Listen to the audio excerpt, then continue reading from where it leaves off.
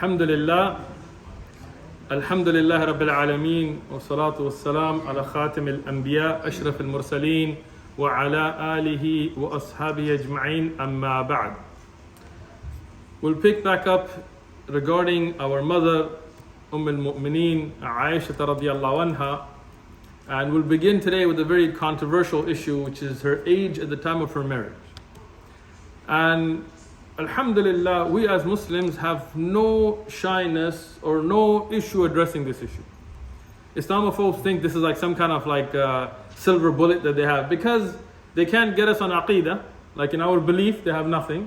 They can't, you know how the Trinity doesn't make sense, and they're like, it's a mystery, and then they themselves say it doesn't make sense. So when we ask them about their belief, their creedal issues, they have no response. When we show them clear contradictions in the Bible and we see the preservation of the Bible clearly shot, they have no response. So the only thing they ever come back with is this age of Aisha radiyallahu. The first thing I want to mention, and this is, I'm addressing my Muslim brothers and sisters, it's not like I'm not doing this for an apologetic or anything like that. Yeah? The age of Aisha radiyallahu, to be clear, is not an aqeedah issue. Just for us to be clear, this is not a creedal issue.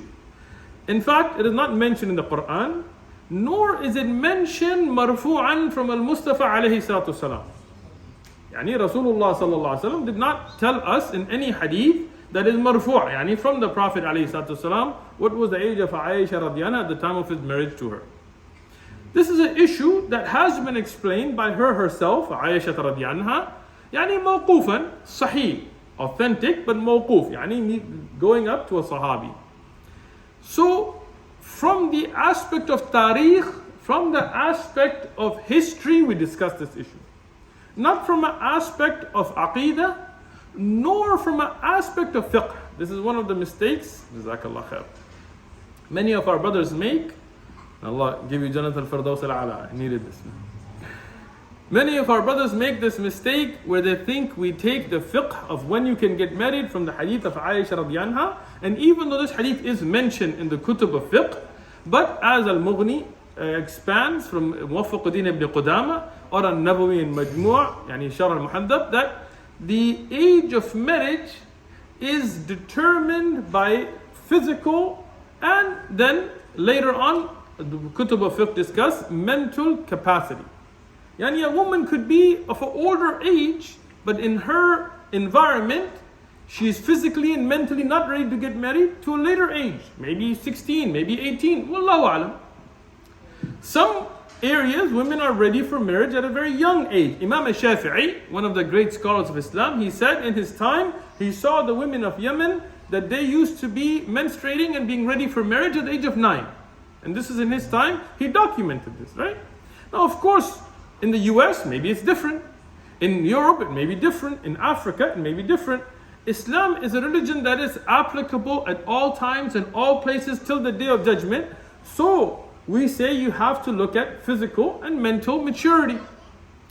Now, if we were to make an arbitrary age in the Sharia, if we were to say you cannot get married until you're 18.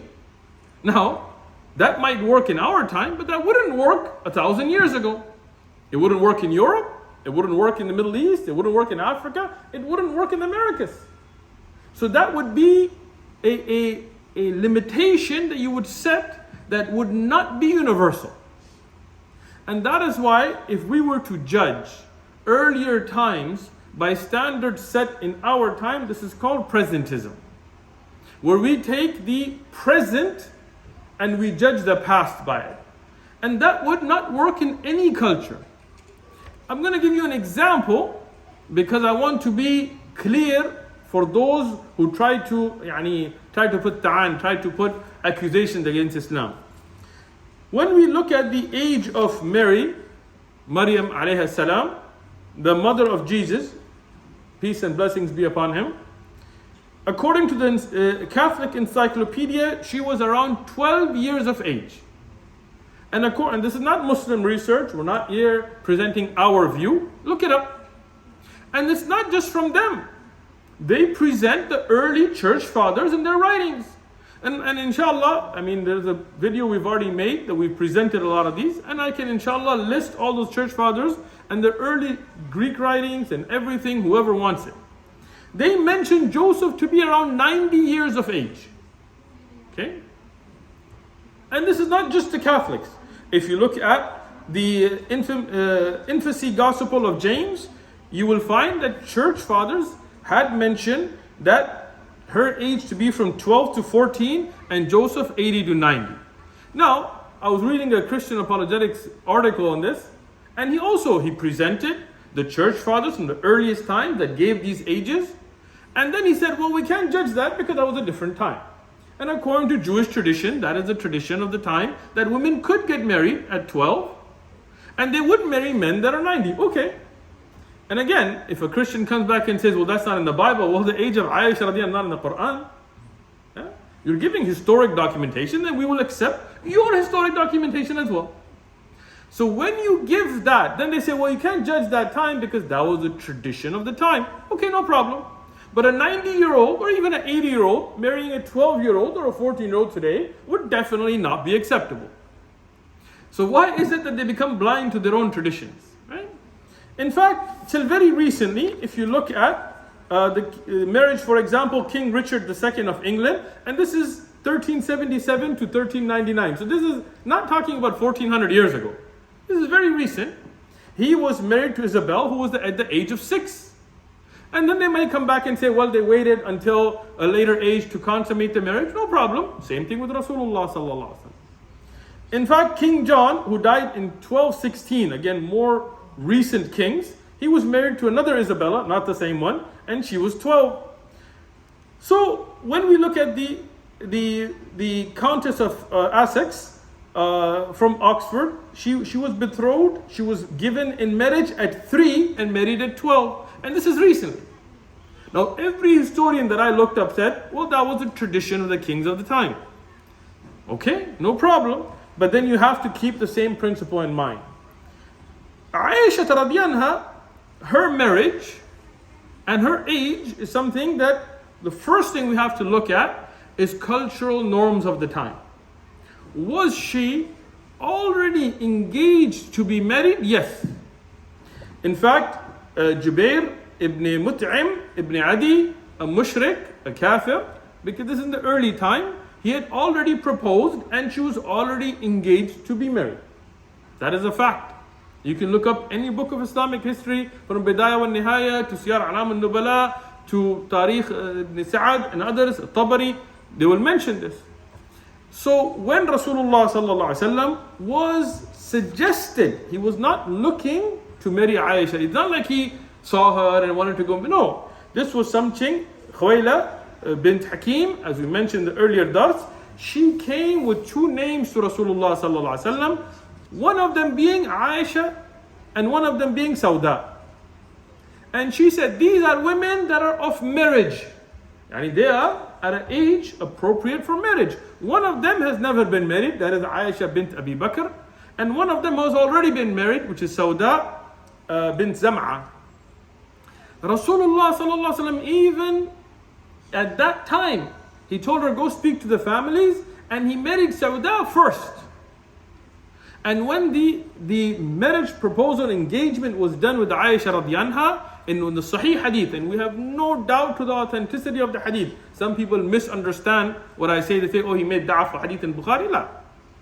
No doubt to the sanad of it, no doubt to it. The matan of it, no doubt to it. Aisha radiallahu anha said that the proposal of Rasulullah sallallahu alaihi wasallam came to me at the time that I was 6, and I consummated at the time of 9. But another hadith in Sahih Muslim, and again, no doubt to the sanad of it, she said 7. It's not something I'm rewriting here in order for da'wah, no. Imam al-Nawawi in the Sharh Sahih Muslim, he discusses that there is a discrepancy, and he's one of the opinions he gives, maybe she was a little bit older than 6, close to 7, and so on. Meaning that these are not things that they were sure about. Right? Aisha radiallahu anha, no doubt to her reliance in hadith, she's no doubt. But she's not reporting something she saw. It's not something she heard. She's giving a time frame what was told to her. Without a calendar, without dates, without so on. Even her death age, there is khilaf ulama on this issue. If we take those ages to be there, then the marriage was consummated at 9, and as Imam Shaykh said, that was the norm even at his time. Now, there are other opinions. Ibn Sa'ad has given certain historic events that happened. I'm not relying on those, but I'm just opening up to the fact that this is not something that there was any issues upon to discuss. And he gave different ages. Others like Ibn Hajar and others, they said, no, this is well known amongst the ulama of Islam. What we know is that she was married at an age that was in acceptance to the norms of the time. The exact age, if she gave 2 ages between the years, then obviously this is open for discussion. But she was, even the actual consummation was delayed until she was physically able to be in a state of marriage. Okay? So, biologically and naturally and culturally, this was the correct age of marriage. When the proposal of Rasulullah sallallahu alaihi wasallam was brought by Khuwaila to the wife of Abu Bakr radiyallahu anhu, which is Roman, she said, let me speak to my husband, because he is the authority, he is the husband, he is the leader of the household, and he has already given her hand in marriage to somebody else. When the news came to Abu Bakr radiyallahu anhu, Abu Bakr radiyallahu, he went to the father of the one who was to marry her, which is Mut'im. Mut'im ibn Adi was a mushrik. But he was known for being a powerful and honored person. His son Jubair was the one to be married.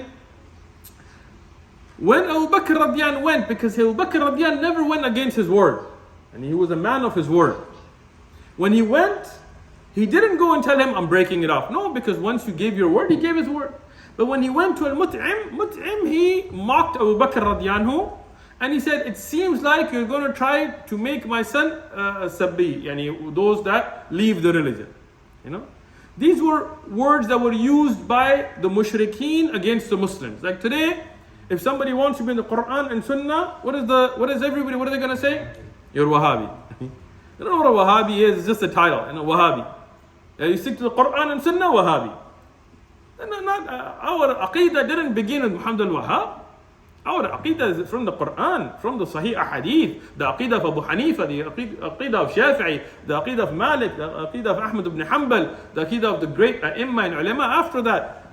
But when you talk about that, when you talk about how Abu Hanifa rahmatullah alayhi, for example, or a Shafi'i or Malik or Ahmad said about istawa, or what they said about the sifat of Allah, immediately you're Wahhabi. So it's the same thing that they would do at the time. They would make up these names and they would try to throw them on you. So he mocked Abu Bakr radiyallahu, meaning that you're going to try to take my son away from the religion of what they had, the religion of their forefathers, and you're going to try to make him a Muslim. Abu Bakr radiyallahu told him, look, if this is how you feel, then khalas. We don't need to move forward. And it broke off as Allah subhanahu wa ta'ala had ordained it, and at the great happiness of Abu Bakr radiyallahu, parental consent. When you talk about Western ideology, then this is something that we call parental consent. They went. Rasulullah sallallahu alayhi wasallam, he particularly asked that Aisha radiyallahu should be asked. She should be asked if she is happy with that marriage. And with her happiness and her consent, the marriage moved forward. Now, when we talk about the marriage of Aisha radiyallahu, the mehr that was given in the marriage of Aisha radiyallahu was 500 dirham. 500 dirham, I just wanted to, for myself and for brothers and sisters here, wanted to calculate how much would that come out to be in our time.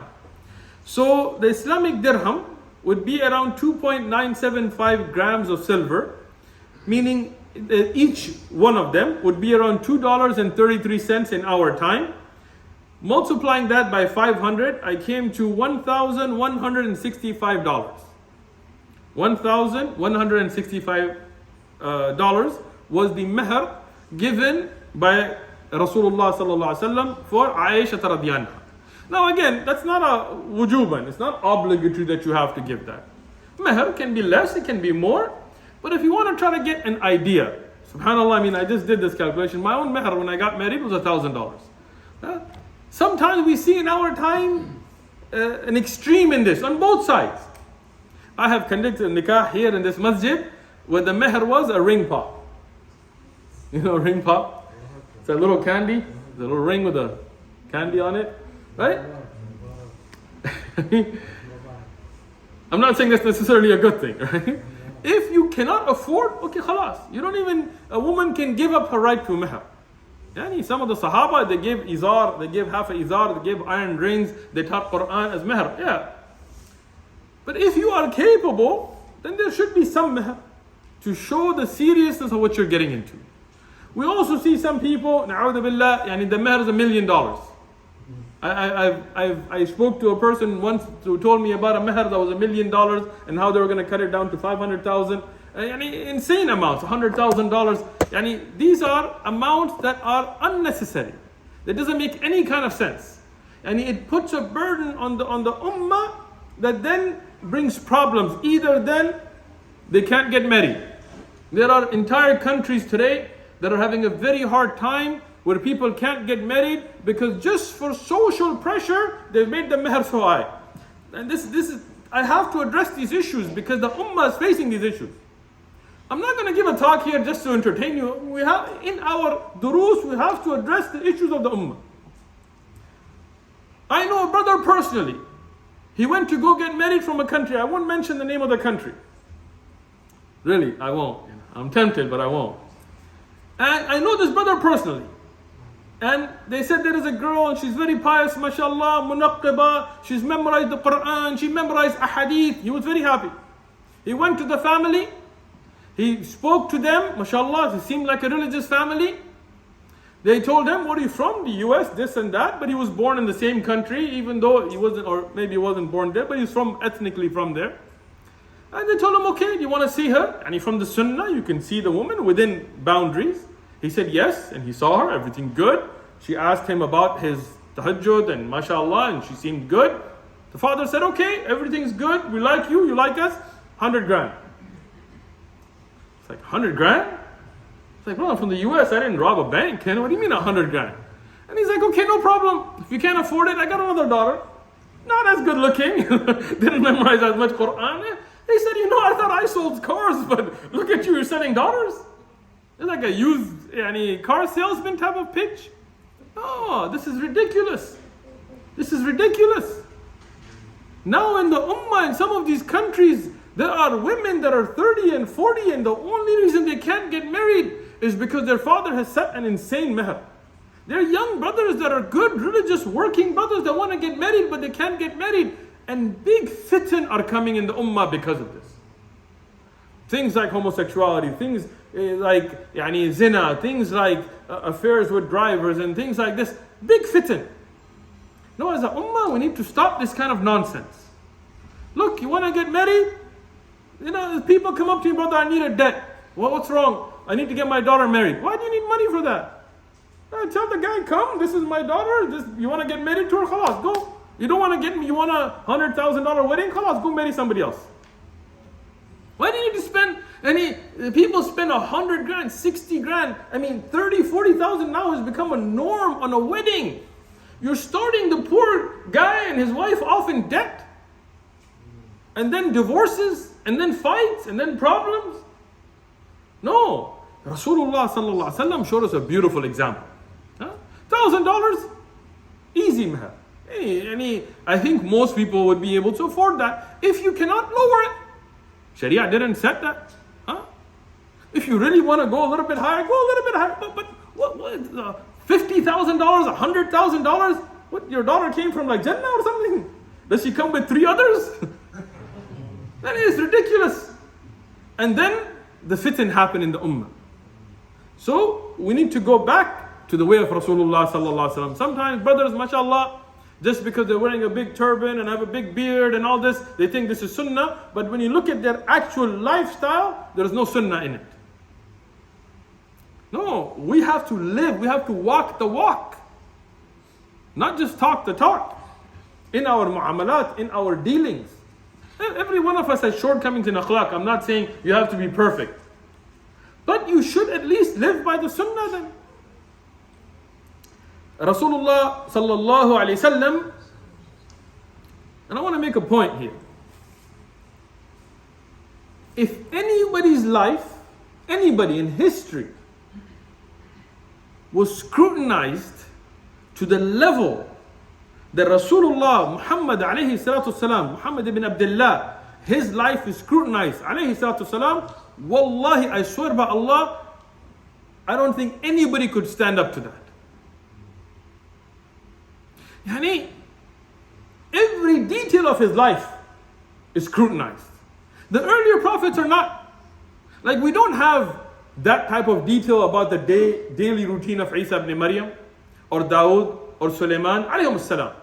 And they were prophets, we love them, we know they were great examples as well, but none of their life is documented like that of Rasulullah Muhammad alayhi salatu wasalam.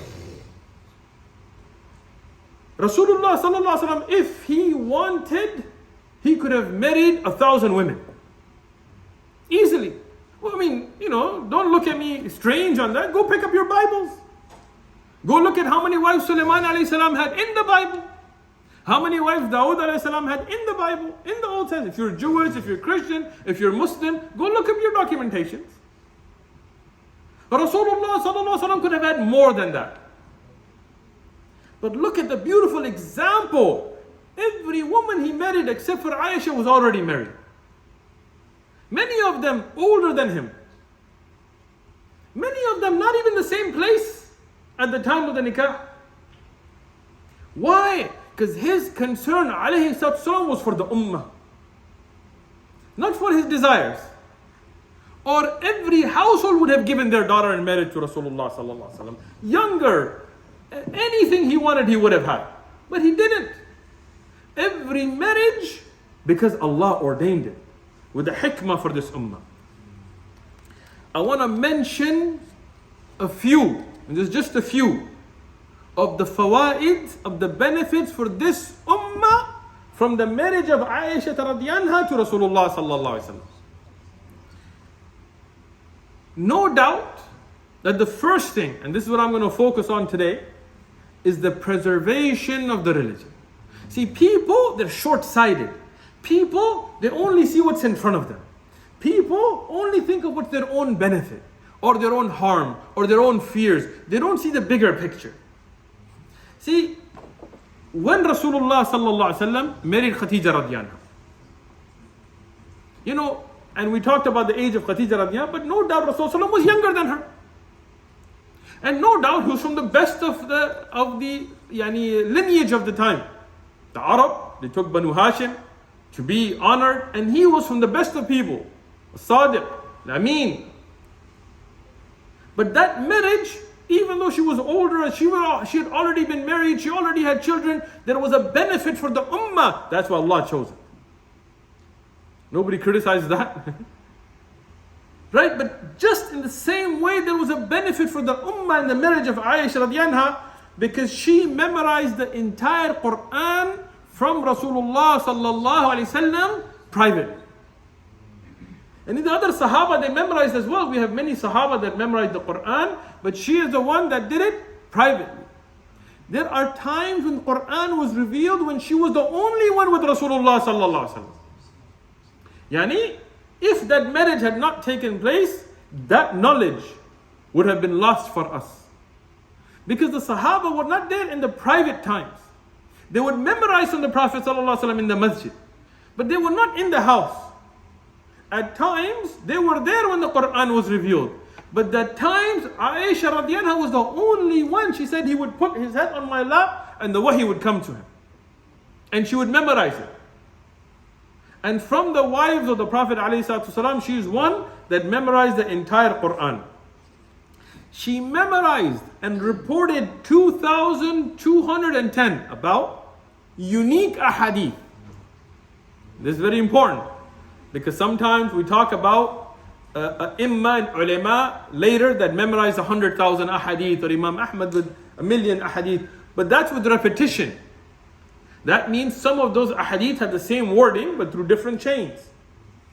These 2,210 ahadith are uniquely to her, meaning that without repetition. Now, some of those ahadith are also reported by other Sahaba, but some of them are only reported through her. So that knowledge would have been lost. And as we know from the wives of Rasulullah sallallahu alaihi wasallam, none even come close to her in the number of ahadith that are reported.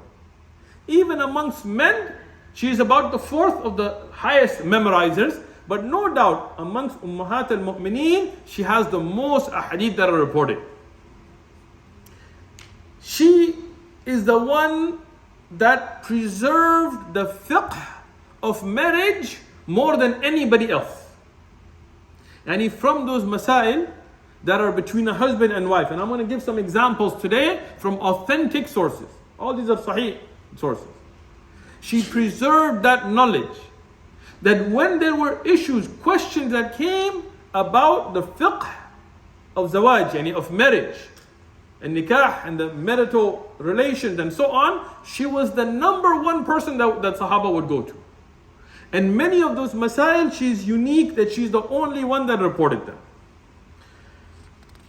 Now, it's very easy to make these claims.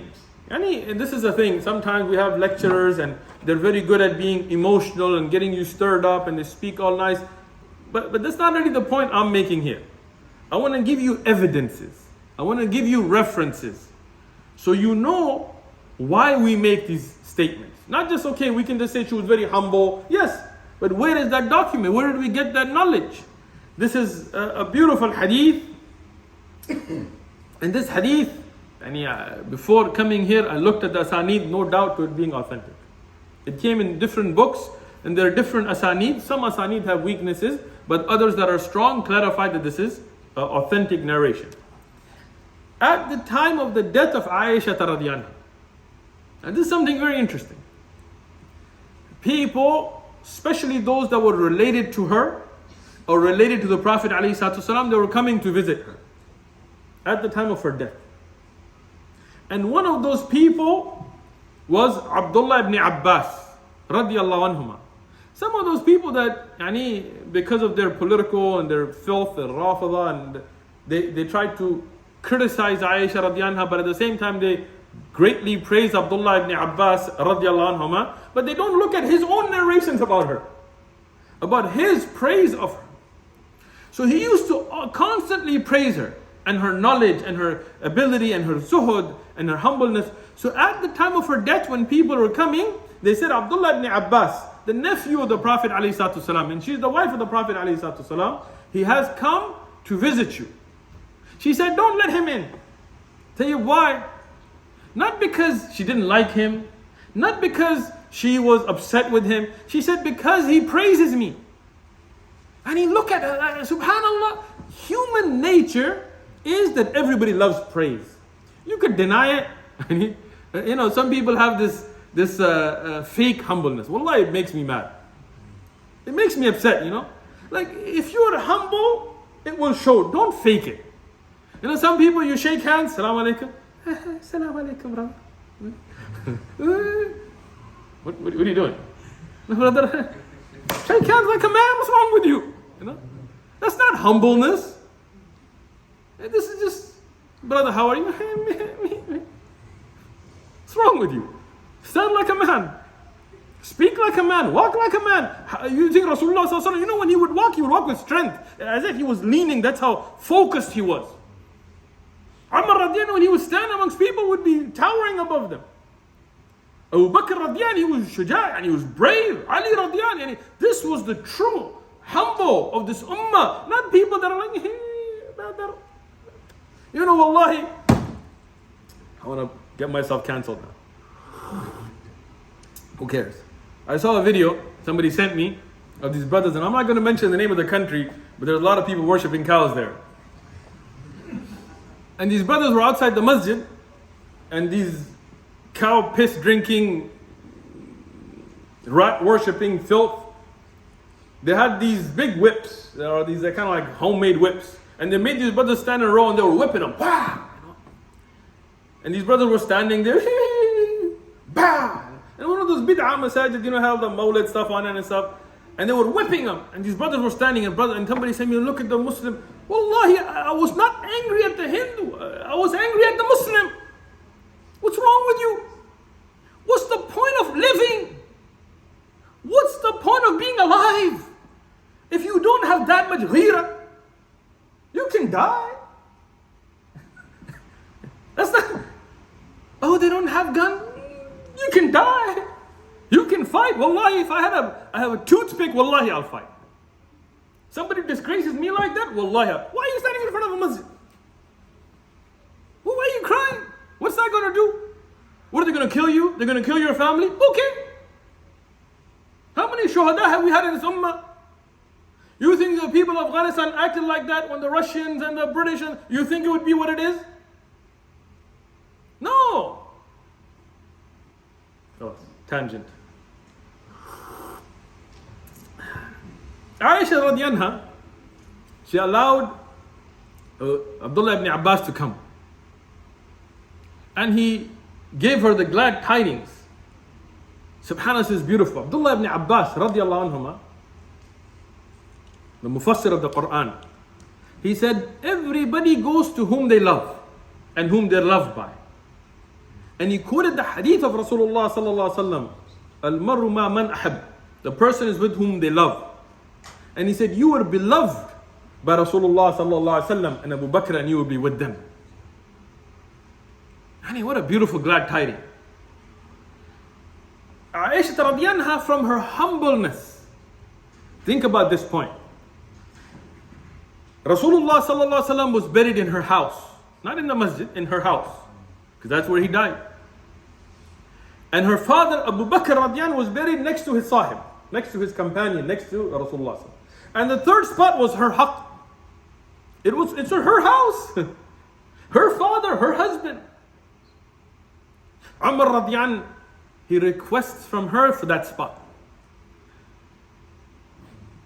I'm not going to take qasam, but I believe that if that was me, I wouldn't have given it up. The honor of being next to Rasulullah sallallahu alaihi wasallam. But look at her humbleness. She gave it up. She gave her spot to Umar radiallahu anhu. And when it came close to her death, she said, don't bury me somewhere other than in Baqi. I don't want to be praised above the other wives of Rasulullah sallallahu alaihi wasallam. I want to be buried next to them, because I'm just one of them. And look at her humbleness. Aisha radiallahu anha, from the Sahih Hadith, when she would read Surah Al-Ahzab, the ayat that had to do with the Ummahat al-Mu'mineen, she would cry so much that her khimar, that the cloth on her head would get wet. And not just cry, but cry that much. Qasim ibn Muhammad ibn Abi Bakr. Qasim, he is the son of Muhammad, who is the son of Abu Bakr. And he is her nephew. Obviously, Muhammad is her brother. He's mahram to her. So he would enter upon her. He mentions in a beautiful hadith, in a sahih hadith, he says, I saw my aunt Aisha radiallahu anha, that she would never leave Salatul Duha.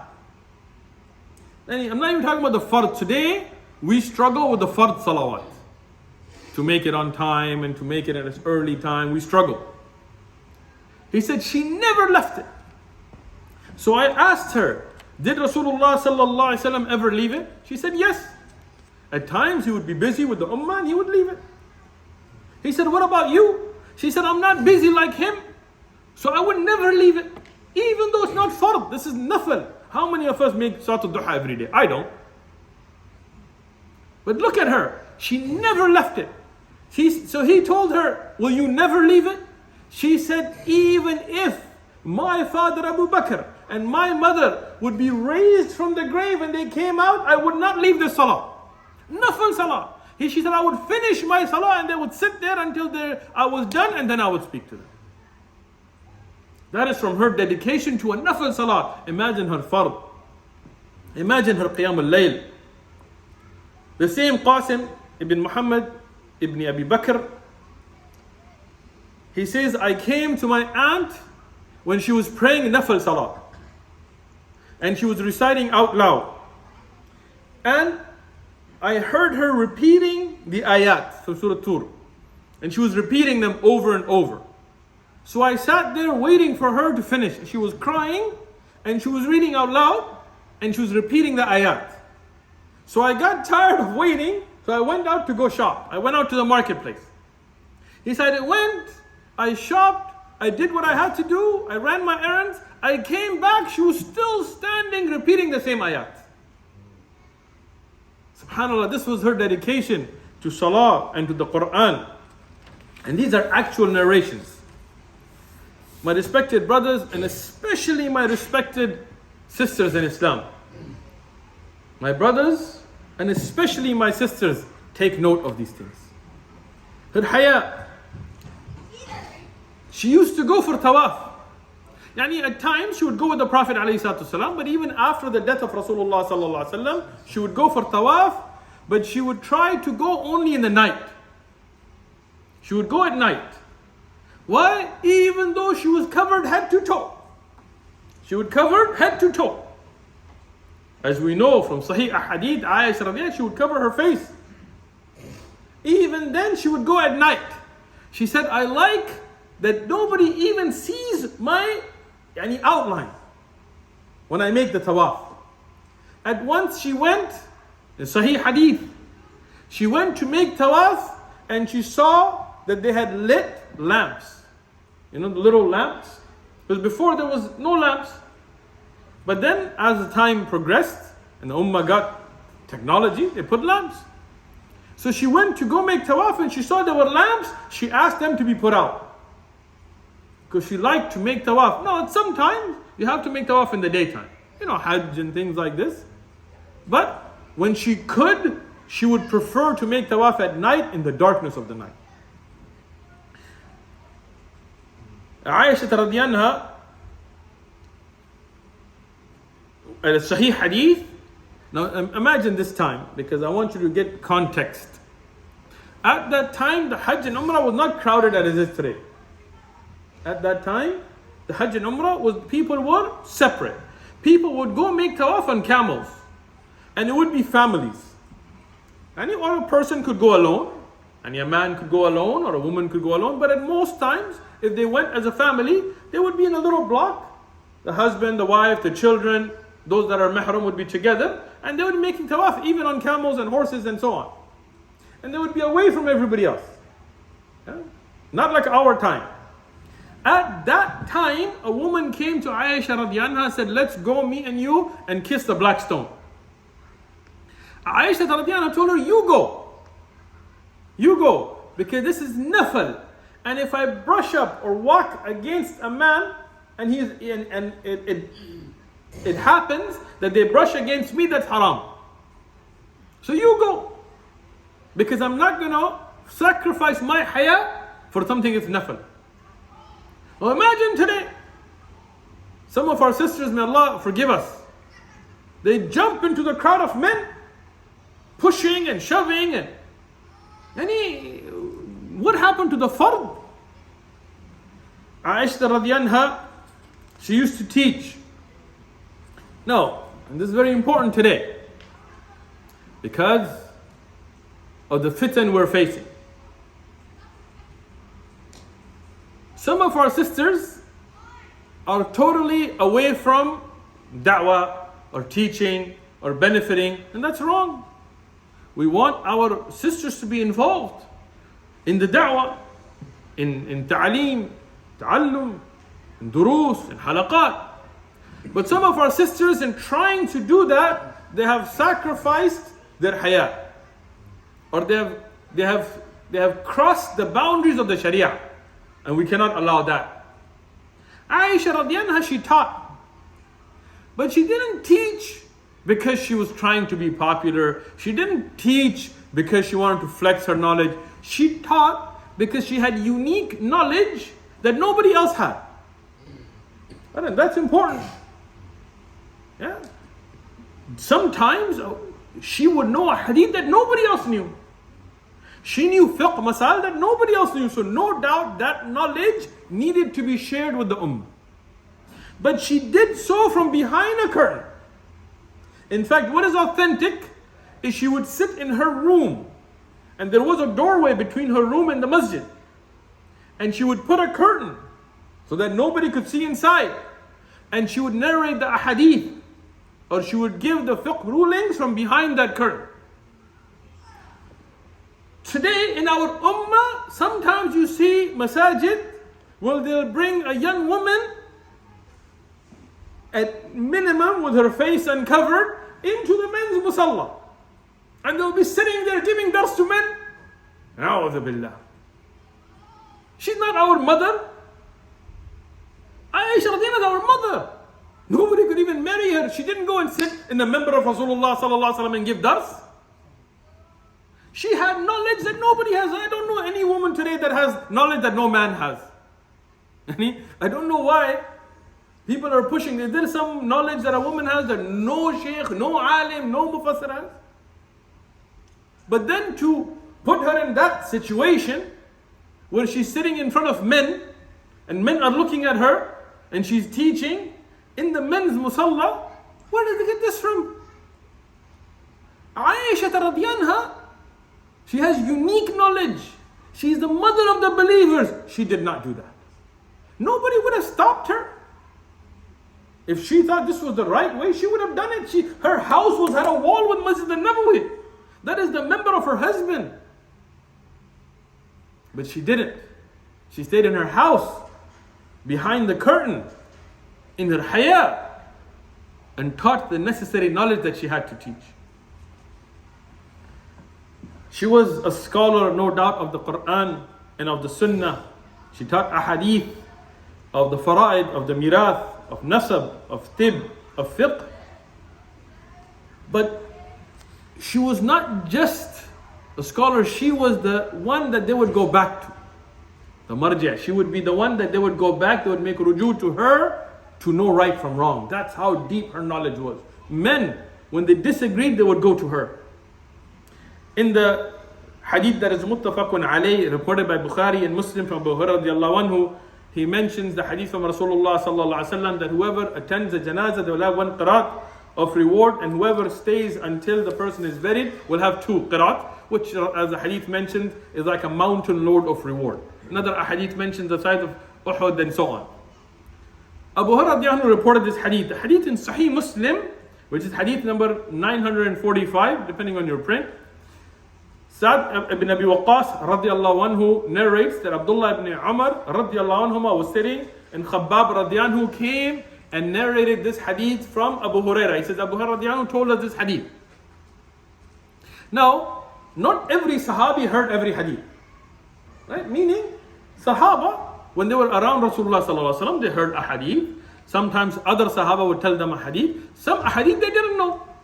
Right? So they would share that knowledge with each other. So Abdullah ibn Umar said that I heard the part about janazah, but I didn't heard about this burial. Let's confirm what is right. So who did they use as an authority? Who did they go back to? Aisha radiyallahu. This is why the marriage of Aisha was so instrumental for this ummah. Here now, when Abdullah ibn Umar radiallahu anhuma, one of the greatest narrators of hadith, one of the fuqaha of the Sahaba, one of the Abdullahs that gave fatwa during the time of the Sahaba, one of the strictest on the Sunnah, when he doesn't know, who does he go to? Aisha radiyallahu. Look at that honor. Look at that sharf that Allah subhanahu wa ta'ala gave to her. And when Khabbab radiallahu was sent by Abdullah ibn Umar, as the hadith Sahih Muslim, Aisha radiallahu confirmed. She said, yes, I also heard this from Rasulullah sallallahu alaihi wasallam. And Abdullah ibn Umar marveled at that knowledge. And he said, we've lost so much reward. Yeah. The hadith that Imam al-Nawawi has mentioned in his Sharh Sahih Muslim, I found the sanad itself, it's authentic narration, where the Sahaba and the major Sahaba, the senior Sahaba, the Akabir of the Sahaba, were sitting and they were discussing a mas'ala.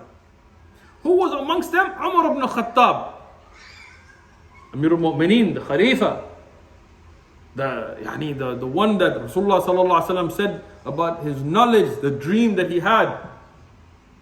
Right? I mean, amazing Sahabi. He was sitting with them, and the senior Sahaba were sitting, and they discussed a mas'ala. It's a fiqh mas'ala that if there is marital relations, but it doesn't reach the point of actual ejaculation, is ghusl wajib or not? So they discussed this mas'ala. Some of them said, it's not. And then some of them said, no, it is.